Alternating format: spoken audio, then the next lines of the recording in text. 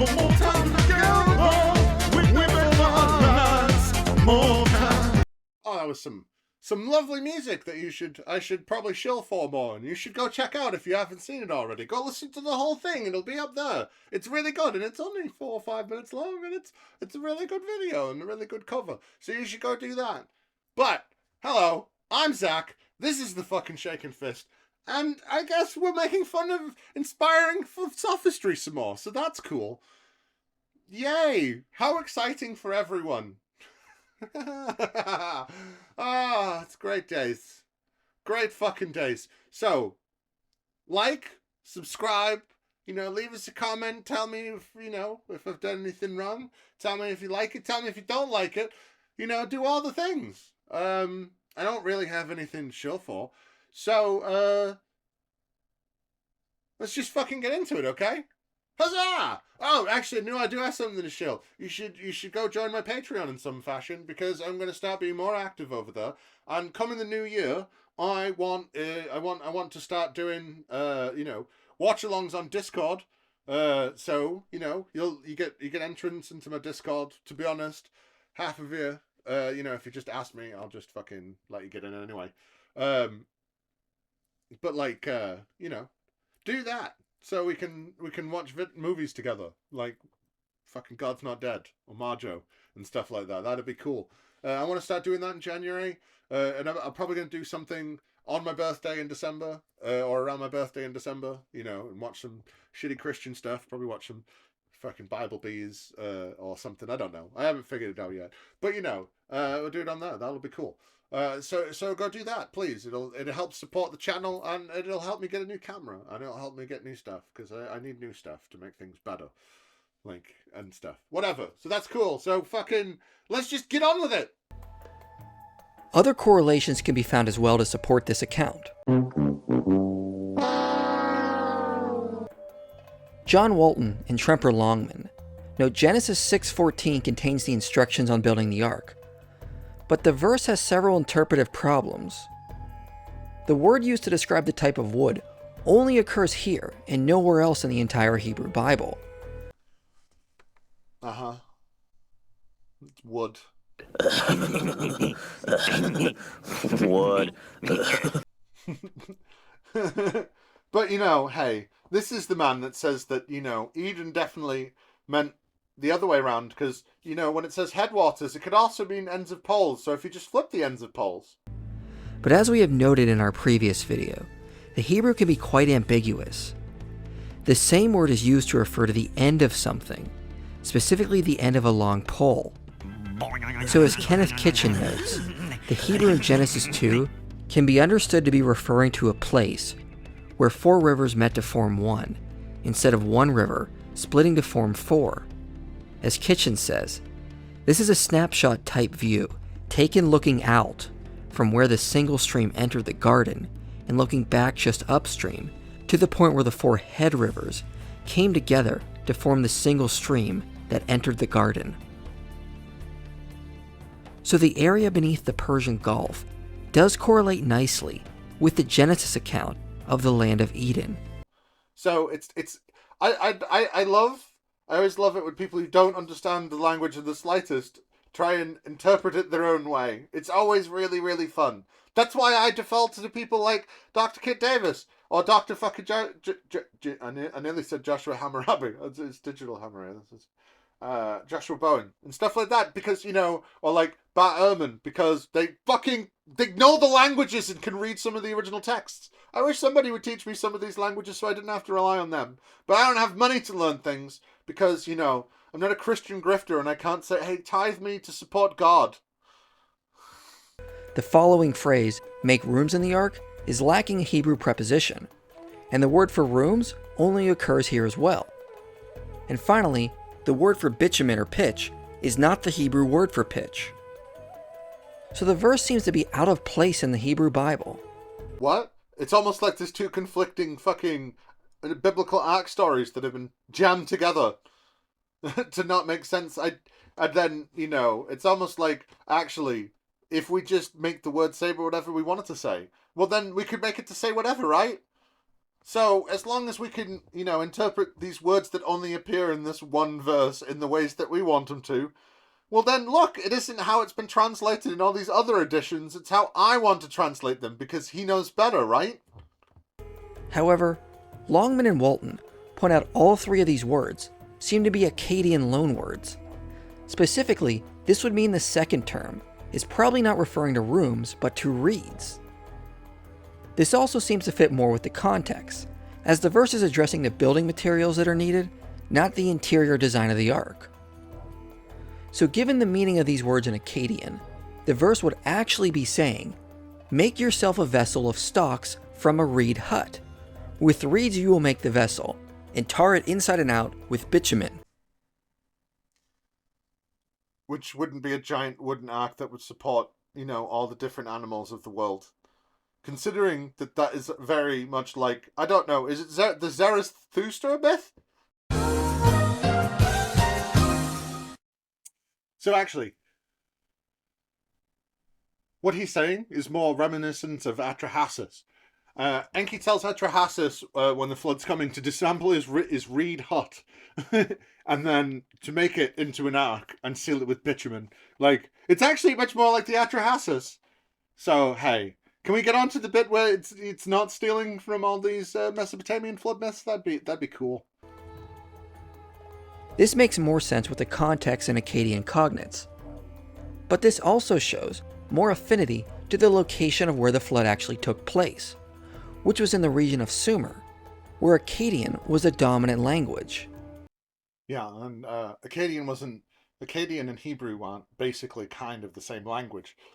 They say different things, but they both use cuneiform type scripts and once you can read one, it makes it much easier to read the other.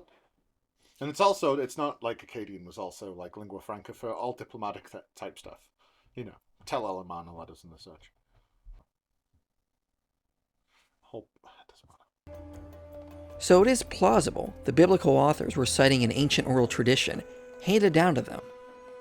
No, it's more plausible that they nicked a bunch of it from other places and rewrote it to make it their own so it didn't look like they nicked it from anyone. But hey. However, Wrttten and Longman also note this doesn't actually show they were copying Mesopotamian flood legends, as it seems to be its own independent tradition. That isn't at all like how it's written in the Atrahasis. Nah, not at all. Not at all. And why would you ever look it up? Why would you ever look up what it says in the Atrahasis? Because you could just listen to dickheads like this tell you what it says in the Atrahasis and tell you how it's not at all the same, because he's looking at different bits and not going to talk about the bit that I've actually read. If we are correct that the biblical account uses 3 Akkadian loanwords in the description of the materials used to build the ark, that could add reasons to think that the biblical author is aware of the Mesopotamian traditions. Against that claim, however, is that the narrative flow concerning the building materials does not specifically follow any of the Mesopotamian traditions. Tablet 3. Atrahasis made his voice heard and spoke to his master. Indicate to me the meanings of them. Indicate to me the meaning of the dream. Let me find out its portent. And Enki made his voice heard and spoke to his servant. You say, I should find out. I should find out in bed. Hey, not everything's a perfect translation. Make sure you attend to the message I shall tell you. Wall, listen to me constantly.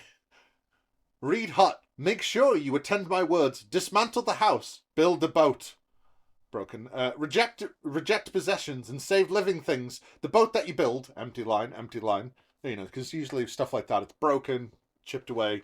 They'd be at the bottom of the edge of a thing, and they chip away more. Roof it like the Apsu, so that the sun cannot see a side of it. Make upper decks and lower decks. The tackle must be very strong. The bitumen strong to give you strength.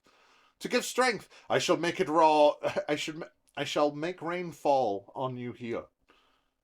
Wow, it's almost like dismantle your reed house and make a boat out of it and do it with bitumen because it makes it stronger. Because none of that isn't from the Atrahasis, that's just from some stuff I made up. That isn't from any Mesopotamian flood myth whatsoever, and it doesn't have any similarities. None whatsoever. No. Yes. No. But hey, who cares about that, right? Because, when he's talking about, so when he's talking about, Eden being in, the Gulf of Arabia, and then, it's the flood that hidden it, right? And no one else but no one else made any records of any of this. Well, what about this? Hey? But hey, who cares what actually any of it says, and why would anybody actually read the Epic of Atrahasis or the Epic of Gilgamesh or anything like that? Why would you read the Eridu or anything like that, right? You just assume that it's just bullshit and it's from a thing that no one cares about anymore. So it couldn't be taken from that like whatever, just shut up. Right? Yes. In other words, although the biblical description has connections to Akkadian, it also seems to be an independent tradition concerning the narrative flow of the building materials. Wow. Right. So that one line disconnects it from any Mesopotamian flood myth, even though it's directly connected because of the building materials. But that book written by Christians says that it isn't, because they want people like you and your listeners, well, this dickhead's listeners, to not understand that actually it has connections to the tale of Atrahasis. Right? Because you can't have that, so it doesn't exist. And if you don't know it exists, well then you can argue for it better, right? Because, well, this dickhead said it, or the dickhead that he read it from said it, instead of what it actually is.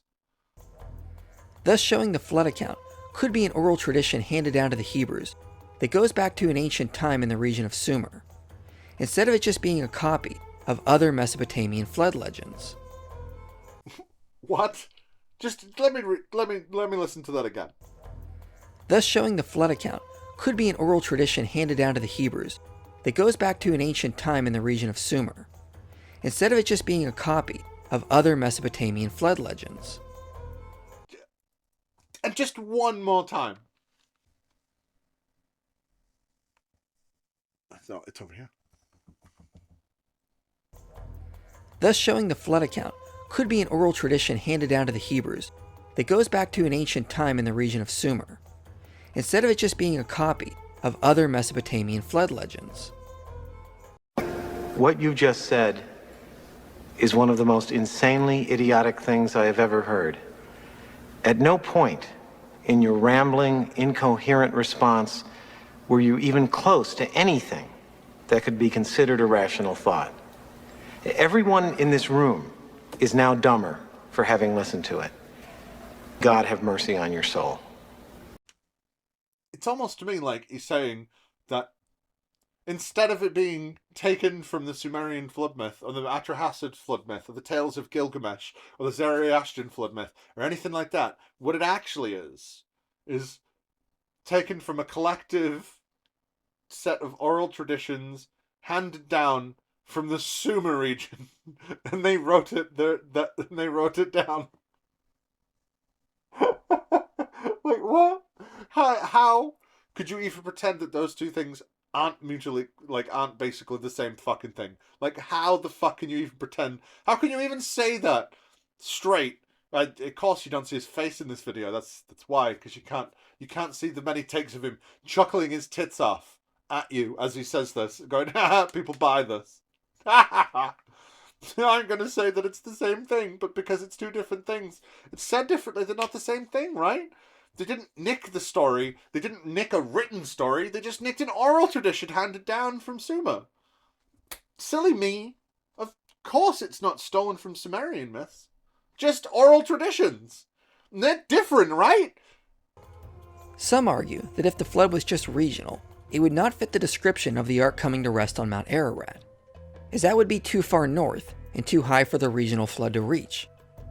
Well, this is true, but the text says the ark came to rest on the mountains of Ararat, not specifically the mountain of Ararat. So, he said before that there was at no time a flood that covered all the entire world because it couldn't reach over the mountains because it was all regional floods. And now he's saying, well, this regional flood that doesn't even go to the mountains, it's on the top of that one. Because we're later in the video and you're not supposed to remember like earlier points in the video at this point, right? Because you're still supposed to be thinking of the Table of Nations and stuff like that, and you're supposed to be thinking about how fucking did you see how it couldn't be linked to Akkadian because of the Akkadian writing and the Akkadian doublet meaning of words? and how it mimics things in the Atrahasis if you ignore that. So they won't remember things at the beginning of the video where he says that it doesn't top mountains and it wasn't that tall because it was all, run off ice water, and that there was no point where it covered all the things of the world. It was just various things that happened over various timelines. It's still real to me, damn it! Plus, Ararat might be a mistranslation. The word might actually refer to the Urartu Mountains further south. Edward Lipinski notes based on older pronunciations, the text might actually be referring to the mountains of Urartu. He says, the old pronunciation Urat is attested by the spelling Hurat in Isaiah 37:38, read in the Great Isonic Manuscript from Qumran. So again, if we don't trust the Lord and we trust in man's understanding, well, it's not really a rat. It's another one that's further south, and that's more convenient to the tale I'm trying to tell. So we'll say it's that one, right? Even though, it's like, is no one else supposed to be like appalled by the amount of bullshittery that you have to try and pull off to make this work in the fucking slightest? Is it just me? Is it just me that's fucking shocked and appalled and almost in awe of the amount of bullshit that you have to spread just to try and make this make sense? Because, well, this bit of fact here and this bit of fact here says that actually maybe the stuff I was thinking is wrong. So let's go all around the fucking houses and make completely new hypotheses and fucking ideas about the way water works or the way fucking floods work or when floods are or who died when and how many people died. And maybe it wasn't all the women. Maybe it was just men. Like, how are we not supposed to look at this and just see a man chasing his tail around and around and around and around and around, hoping that maybe he'll get a fucking answer? I want to be a mongoose. Okay, for you, I'm thinking maybe a dog. Can I be a mongoose, dog? If you just dig deep enough down this rabbit hole and patch this with this and, fit this with this.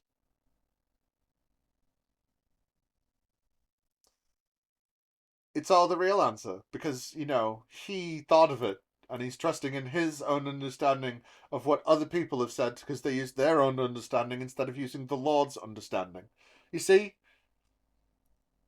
Because they don't give a shit about what the Lord says. They don't give a shit about what the Bible says. What they give a shit about is making it more plausible in the face of all the facts that says they're dirty fucking liars. You gave it your best shot, and that's all Jesus asks of you. Furthermore, several later works refer to the area where the ark came to rest to being around Mount Judy, which is in the mountains of Urartu. Another list of not God's information telling him where things could be. Because, we really care about the Sumerian Pentateuch because the Sumerians, the Sumerians that were more polytheistic and worshipped the older version of he being Hebrew and not the monotheistic version, when they cared about Asher and all these different things. And when the Bible says that they're evil for following that, well, because it's in that Pentateuch or the Book of Jubilees, or, Eusebius says it, and it's in, come on.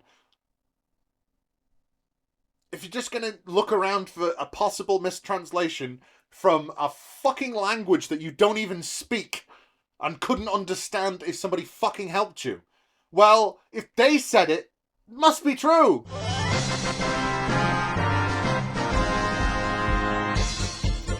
As Irving Finkel says,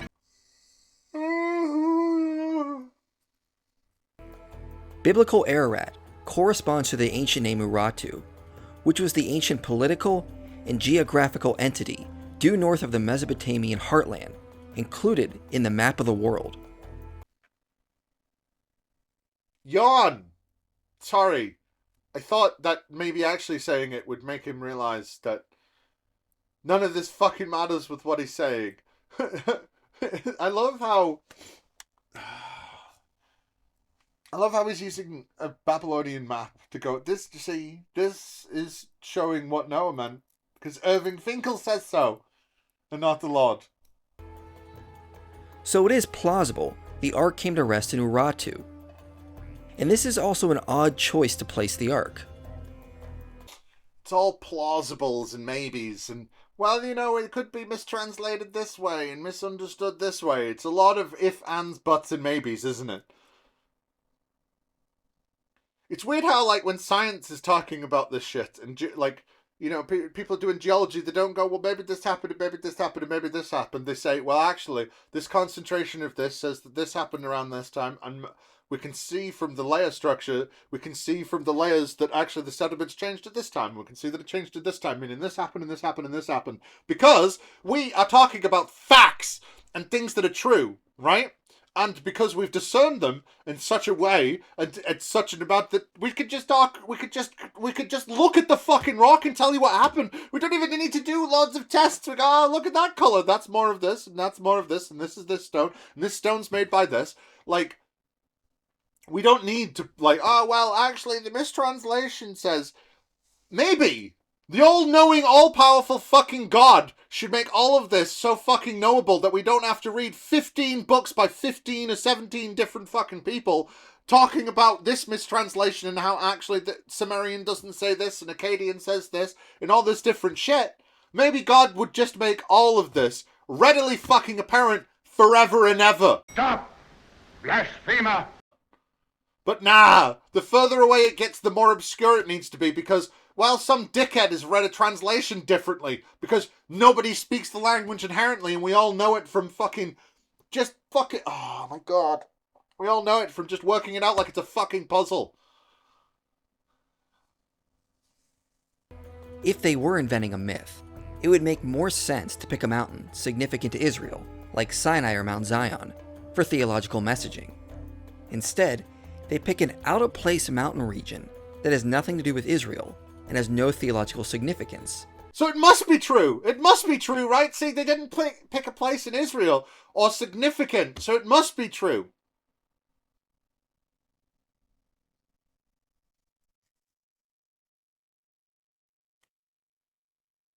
I love how all these other bits are, you know, oh, well, this is a mistranslation and really it's this set of mountains and actually, you know, if you look at this study, it says this, and if you look at this, like... I'm sad now. It's fine. But we don't need to think more. We need to think more about the mistranslations, and we need to think more about, you know, icial melts and changes to the fucking, how fucking monsoons come into Saudi Arabia, and how the megafauna died in the North America because of the Clovis civilization and the megafauna dying out. And we need to look at all that closely in very particular ways. But, well, you can see how Ararat and the Wrttten Mountains aren't, like, you know, important to Judaism or Hebrewism at all. Aside from this, so like, it's more true. We don't need to look at that further. Supporting the idea, they were reporting what historically happened, instead of inventing a legend.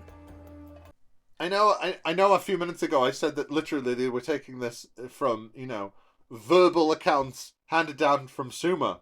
But now he's actually, no, this is totally a thing that really happened. It's totally a really thing that happened, and you could tell that because it didn't happen in a historically significant place. What? Don't you just love how they've got a Scrabble for answers? Isn't it fun? Isn't it fun, folks? It's a whole heap of fun. Wrttten and Longman say, it is significant to note that if the biblical account were simply adopting a Mesopotamian one, we might expect Genesis to refer to the same mountain. If someone were to suggest that the biblical author was borrowing but changed the mountain to associate the text more specifically with Israel, certainly the mountains of Ararat would make no sense. This therefore stands as an important distinction, because this is not a matter of different interpretations by different cultures. This is a specific detail. This is a specific detail that even you people can't agree on. Oh, it's Mount Ararat. No, it's not. It's the Ararat Mountains. No, it's not. It's a mistranslation. It's the Wrttten Mountains. You could tell from Isaiah. It's a small off-duty Czechoslovakian traffic warden. Yes, you did it! You did it! What What's this? It's a red and blue striped golfing umbrella. Yes! What's this? It's an apple. No! What is it? It's the Bolivian Navy on maneuvers in the South Pacific. You can't even agree where the fuck it happened. So, like, oh, but, you know, it's not in Israel. So that's not... So it's definitely more true. And it doesn't fit into the fact that God hasn't given them Israel yet because Moses hasn't come along and distinguished it as the land of his people. Even Abraham comes from around that area and then moves all throughout the Levant and Mesopotamia and into Egypt and all around. Because there is no permanent home until fucking oh my Jesus Christ. Break time, break time, break time, break time, break time. It's great that sometimes they look at the Bible as one cohesive thing, and you can nick a little bit from Isaiah, and you can nick a little bit from Revelation, and you can nick a little bit from Genesis, and they all fit together meaning the same thing. But stuff like this, well, you can't look at the Pentateuch as one solid structure in any way, or one solid story. It's all different, and don't think about what significance none of it being in Israel would have. Wouldn't it be more significant if it was in Israel? No, it'd be more... Like, just a random mountain in Israel? No, it'd be more significant if it landed in fucking Jerusalem. Right? But the point is the Hebrews don't have a place because there isn't a Hebrew place. They aren't Hebrews yet. So maybe that's actually part of the story. But hey, who cares about that sort of thing, right? Now, it is impossible to deny that the biblical flood account does have parallels found in other Mesopotamian flood legends. Yeah, it has...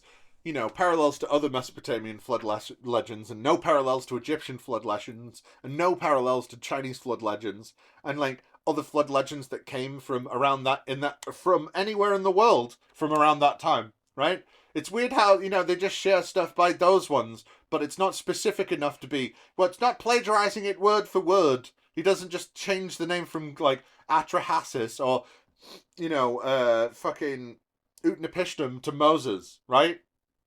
Sent out birds. Sent out the same birds. But Wrttten and Longman note we cannot just focus on the similarities, as there are also numerous differences as well that distinguish the flood account as an independent tradition.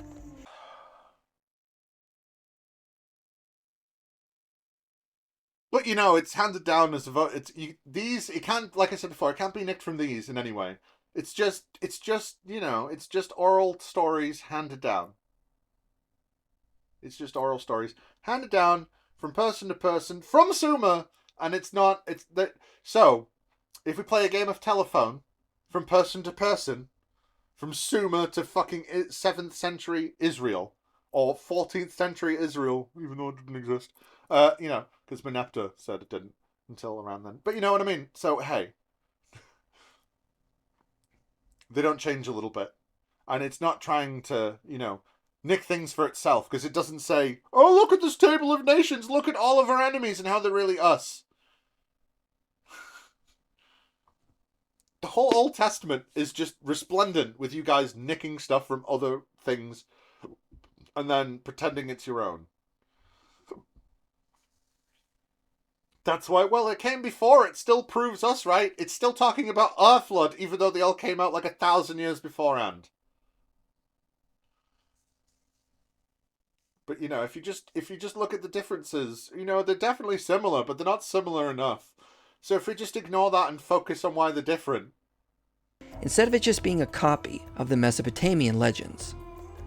Plus, the various Mesopotamian accounts have differences between them as well, and things unique to each account. And they can still be nicking off each other.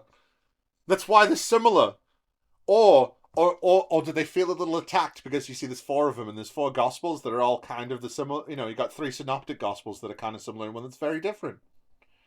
It's not parallels at all. They are all not just copies of the same legend.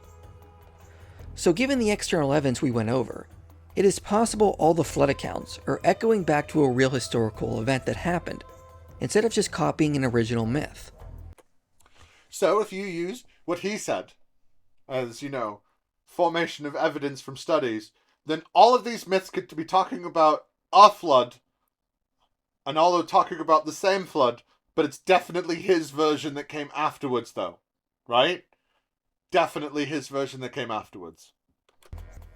As Wrttten and Longman say, the reader should not jump to the conclusion that the identification of similarities suggests that the biblical author has borrowed information directly from the Mesopotamian accounts. Everyone in the ancient world knows there was a flood, just like everyone today knows there was a Holocaust. It is a cultural river. Mesopotamian accounts are drawing out of the cultural river and spinning it according to their cultural ideas and theology. The biblical authors are doing the same. We need not concern ourselves with whether the Israelite authors have access to copies of the Mesopotamian accounts. Yeah, so if we just pretend that they're all talking about the same thing, and even those came well beforehand, they're just talking in their own cultural sense. And the Israelite ones, the Hebrew ones, they're just talking in their own cultural sense, right? So we should definitely believe the Hebrew ones, because there's still Jews around, and the other ones disappeared. And ours came before theirs, even though theirs definitely came first. But we can pretend we knew about it for longer, because we only deciphered cuneiform like 150 years ago. So really, ours has been around a lot longer. So you should just ignore it, and it doesn't have anything to do with us. So we should just ignore it and pretend that it doesn't happen. Could we just stop talking about the Eridu, Genesis, Atrahasis, Gilgamesh, and all these other things? We don't need them. We don't need them. We don't need them at all. And they make us look bad. Could you stop talking about them, pretty please? In other words, the differences stand out as independent traditions handed down, and do not necessarily mean the Genesis account is just a copy of the other Mesopotamian flood legends. So, just because it's not a fucking one-for-one copy doesn't mean that it's not taken from it. So like I pointed out in a few episodes ago, how basically Lord of the Rings is, one of the most epic fantasies ever written, and it's been, copied many fucking times. A lot of people actually seem to take it as like a badge of thingy to do have one of the books basically be a copy of Lord of the Rings, but kind of fit into their own world, right? So, the Sword of Shannara is like a copy of the Lord of the Rings, and you got Wheel of Time, which is a bit of a copy of both of them, right? It's how stories work, right? Just because it isn't exactly the same doesn't mean shit. It just means it's legally distinct, as you would say nowadays, right? It's just to say, look, our flood myth is different, right?